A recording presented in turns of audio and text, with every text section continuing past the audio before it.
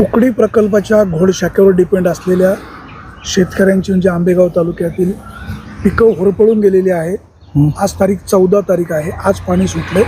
त्या अगोदर पाणी सुटायला पाहिजे होतं. देवदत्त निकम यांनी प्रयत्न केले, संबंधित मंत्र्यांना भेटले आणि नंतर वळसे पाटलांचे कार्यकर्ते सोशल मीडियावर पत्रव्यवहार करतात, पत्रव्यवहार व्हायरल करतात.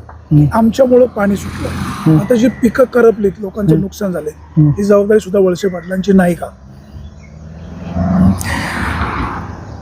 रोटेशन तसं पाण्याचं आहे ते बरोबर आहे ठरल्याप्रमाणे.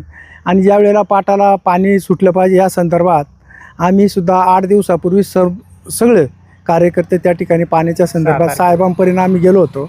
साहेबांनी सांगितलं होतं 13 किंवा 14 तारखेला पाणी सोडण्याची व्यवस्था तुमची निश्चितप्रमाणे करू. आणि ज्या ज्या वेळेला आम्ही जाऊ त्या वेळेला आज बांधाऱ्यात पाणी, पाटालाही पाणी. आज साहेबांनी आम्हाला सांगितलं होतं 8 दिवसापूर्वीच आम्ही गेलो, पत्रव्यवहार केला, साहेबांना विनंती केली. साहेबांनी सांगितलं ठीक आहे 13-14 तारखेला पाणी सोडण्याची व्यवस्था करू. आणि आजपर्यंत साहेबांनी पाण्याचा संदर्भ असेल, लाईटीचा असेल, कुठं रस्त्यांचा असेल, शिक्षणाची व्यवस्था कुठं असेल, ती संपूर्ण आजपर्यंत साहेबांकडे ज्या ज्या वेळेला गेलो ती संपूर्ण कामं साहेबांनी आजपर्यंत 40 वर्षात साहेबांनी पार पाडलेली आहेत. आणि पाणीसुद्धा साहेबांनी आम्हाला सांगितलं होतं 13-14 तारखेच्या आसपास आपण पाण्याची व्यवस्था करू. म्हणतायत कालवा सल्लागार समितीची बैठक अद्याप झाली नाही. आंबेगाव तालुक्यातून कालवा सल्लागार समितीवर कोण आहे त्यांनी सांगावं. 20 वर्ष म्हटलं मी या समितीवर होतो, मला याचा चांगला अनुभव आहे. हो झालं, पण आज 35-40 वर्ष साहेबांनी पाण्याची व्यवस्था तूट पडूनच दिली ना 35-40 वर्ष. आज कोण काय बोलतं याच्याकडे आमचं काही लक्ष नाही, परंतु साहेब जे सांगतील ते आम्हाला मान्य असेल. साहेब आज 35-40 वर्ष तालुक्याचं नेतृत्व करतात. साहेबांचं काम असं आहे बोलणं थोडं, परंतु आज राज्य आदर्श घेत आहे, हा जिल्हा आदर्श घेतो आहे. आणि साहेबांच्या नेतृत्वामध्ये आज राज्यामध्ये साहेबांच्या अभ्यासाचं त्या ठिकाणी घेतला जातो, आदर्श साहेबांचा घेतला जातो. साहेबांचं काम हे करून दाखवणं, बोलणं नाही. शेतकऱ्यांची पिकं पण होरपळी, हे पण वस्तुस्थिती आहे ना. हे पण आता रोटेशन ज्या वेळेला येईल त्यावेळेला आता नदीत आहे पाणीचे आणि आले पाणी, आता सुटले पाणी. पण देवदत्त निकम टीका करतात वळसे पाटलांवर, कसं पाहतात? काय आता काय टीका काय मी तर काय पाहिलेले नाही आहे.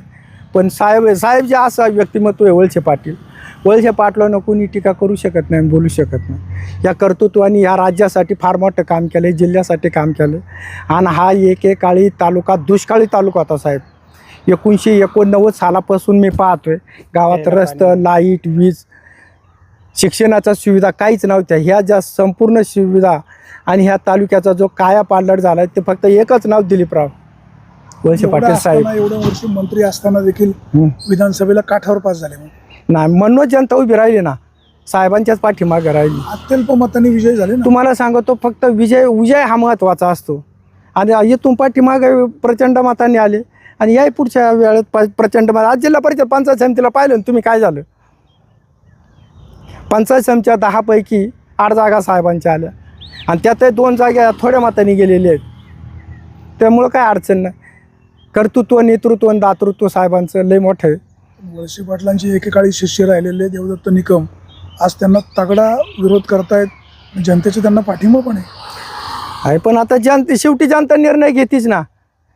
जरी कोणाचा किती पाठिंबा असेल तर शेवटी जनतेच्या हातात जनता निर्णय घेते आणि यापुढे जनता निर्णय घेत राहील.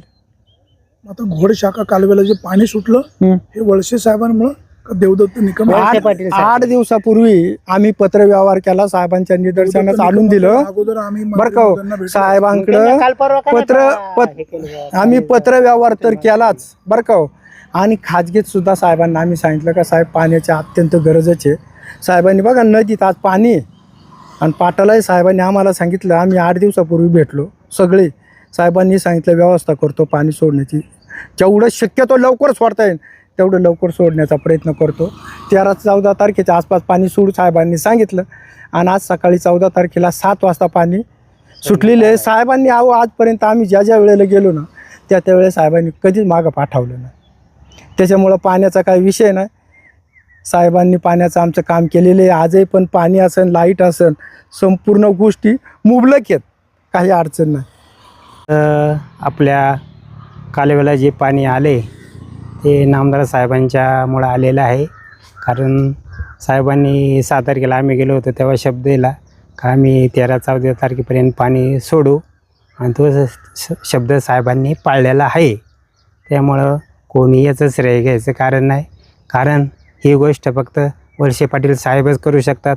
कारण त्यांनी आत्तापर्यंत सगळ्या गोष्टीमध्ये व्यवस्थितपणे शिक्षण असेल, आपलं रस्ते असतील, अजून लाईट असेल, त्याच्यामध्ये एकदम याच्यामध्ये काम चांगल्या पद्धतीने केलेलं आहे. त्यामुळं त्यांच्यावर कोणी बोलण्याचा अधिकार नाही आहे. कारण वळसे पाटील साहेब एक देव माणूस आहे. कारण त्यांनी आत्तापर्यंत सगळ्यांना हे करून एकत्र करून हे केलेलं आहे. काय ना सगळ्यांना पदं वगैरे देऊन मोठे केलेलं आहे. आणि तेच आज त्यांच्या विरोधात बोलतात म्हटल्यावर एखाद्या गोष्ट आपल्या सूर्यावर थुकल्यासारखं गोष्ट होती. त्यामुळं अशा गोष्टी त्यांनी आपली जाणीव ठेवा, आपण कोणामुळं मोठं झालं या त्या गोष्टीचं थोडंसं भान ठेवून साहेबांविषयी बोलावं.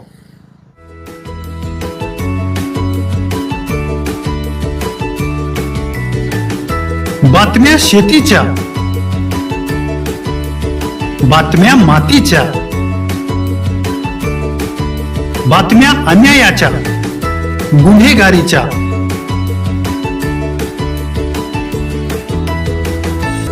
राजकारणाच्या आणि समाजकारणाच्या,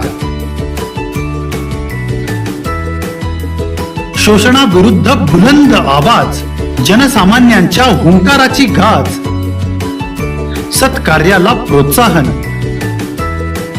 दुष्कृत्याला अनुशासन, निर्भीड, निस्पृह, सडेतोड, बेधडक आणि रोखटोक म्हणजेच विघ्नहर टाइम्स. शोध बातमीचा, ध्यास सत्याचा. आपलं चॅनल, आपली बातमी. सबस्क्राईब तर कराच, पण बेल आयकॉनवर क्लिक करायलाही विसरू नका.